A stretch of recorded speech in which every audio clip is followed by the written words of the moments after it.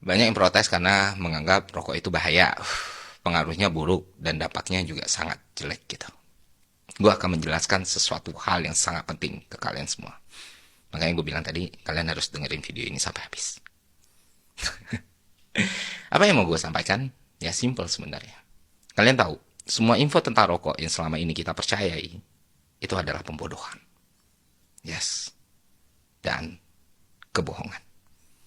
Karena semua perang atas rokok adalah cara negara maju untuk menghancurkan industri tembakau di negara berkembang. Sama kayak cara Inggris menghancurkan perkembangan kopi di negara mereka. Kalian tahu, faktanya, gula itu membunuh 9 kali lipat manusia lebih banyak daripada rokok. Dan kalau kalian lihat sekitar, itu tidak sulit untuk menemukan orang yang berusia panjang adalah seorang perokok yang aktif atau bahkan sangat aktif. Dan di hari tua mereka, mereka bisa hidup dengan sehat-sehat saja tanpa penyakit apapun dengan kebiasaan merokok yang sama. Dan gue yakin kalian pasti melihat orang seperti ini di mana-mana. Lalu bagaimana dengan kanker, Bang? Nah, soal kanker itu juga pembodohan.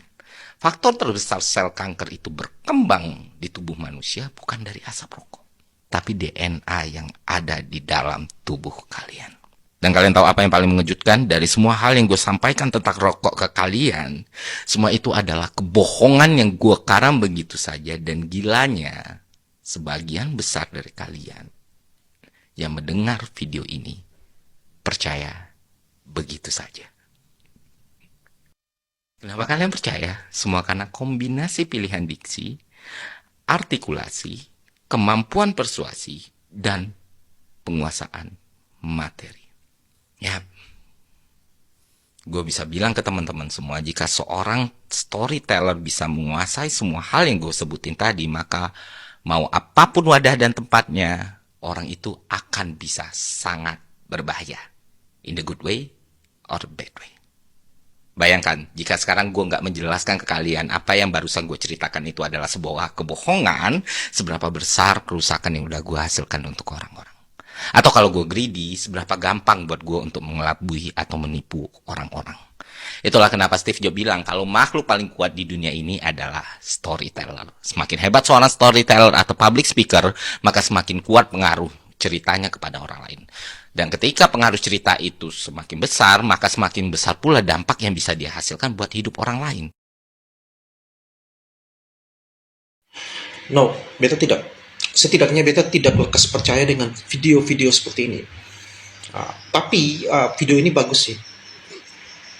Makanya beta stage ini bagus untuk survei bagi kita. Jadi kita coba dengar apakah kita mudah terpengaruh atau tidak. Jadi Anda perlu jujur dengan diri Anda sendiri. Kalau Anda terpengaruh berarti ada sesuatu yang salah dengan diri Anda atau cara Anda berpikir. Nah, pertanyaannya kenapa beta katakan no, beta tidak lekas percaya dengan video ini? Mudah saja. Beta terlatih untuk membaca atau mendengar argumen, bukan mendengar intonasi, diksi, ataupun siapa yang berbicara dengan artikulasi yang meyakinkan dan terkesan intelek. Beta tidak terpengaruh dengan hal tersebut. Beta terlatih untuk mendengar argumen.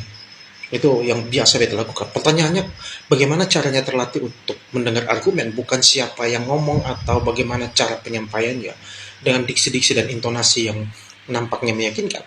Mudah saja, Anda harus belajar ilmu penalaran. Atau Anda belajar critical thinking. Yang paling mendasar terkait semua itu adalah Anda belajar logika. Dengan belajar logika, Anda bisa memilah-milah mana nih yang valid dan mana yang tidak valid. Jadi ketika beta mendengar video itu di awal tadi, radar sistem penalaran beta aktif. Jadi beta tinggal memilah mana premisnya dan mana kesimpulannya gitu. Nah, ketahuan premisnya itu dibangun, kesimpulannya itu belum tentu adalah keharusan premisnya, atau dia mengambil kesimpulan berdasarkan penalaran induksi. Apa itu penalaran induksi? Anda bisa belajar nanti lah. Tetapi anak akan bertanya, dari mana beta tahu ini? Ya, karena beta belajar tentang penalaran. Beta belajar logika. Dengan belajar logika, Anda tidak akan mudah tertipu dengan berbagai macam omong kosong politik, omong kosong informasi yang terkesan sains, terkesan intelek, yang terkesan pintar, yang kedengarannya cerdas oleh orang-orang yang besar, orang-orang yang populer, manapun, oleh influencer dan lain sebagainya, itu sesuatu yang tidak akan terpengaruh bagi Anda. Karena yang Anda perhatikan hanya argumen, argumen saja. Mau yang ngomong itu presiden ke, jago fisika ke, jago kimia ke, ilmuwan besar ke, apa kayak gitu, Anda tidak akan mudah terpengaruh dengan nama besar itu. Karena yang Anda perhatikan adalah apa argumennya. Tapi problemnya kalau Anda mau tahu tentang seluk-beluk argumen, Anda harus belajar tentang logika. Itu ilmu yang paling mendasar. Dari belajar logika, Anda akan tahu apa sih jenis-jenis logika. Ada deduksi, ada induksi, ada juga abduksi, tapi naturnya adalah induksi. Dari situ Anda bisa belajar tentang critical thinking, Anda belajar tentang logical fallacy dan lain sebagainya. Kemudian Anda belajar tentang deduksi yang formal dan tidak formal. Deduksi yang formal bagaimana, deduksi yang tidak formal itu seperti apa. Anda akan belajar untuk mengurai premis-premis dan kesimpulan, dan itu sebenarnya ilmu yang paling dasar. Dengan ilmu ini, Anda tidak akan terpengaruh dengan video-video sejenis ini. Tidak akan. Bukan tidak akan, setidaknya minim gitu. Karena kadang-kadang kita dalam kondisi mood yang tidak enak, berpikir juga kurang baik. Tapi setidaknya kita belajar logika sehingga kita tahu dan bisa bedakan mana argumen yang valid dan mana yang tidak. Thanks untuk video ini, jadi pembelajaran untuk kita semua.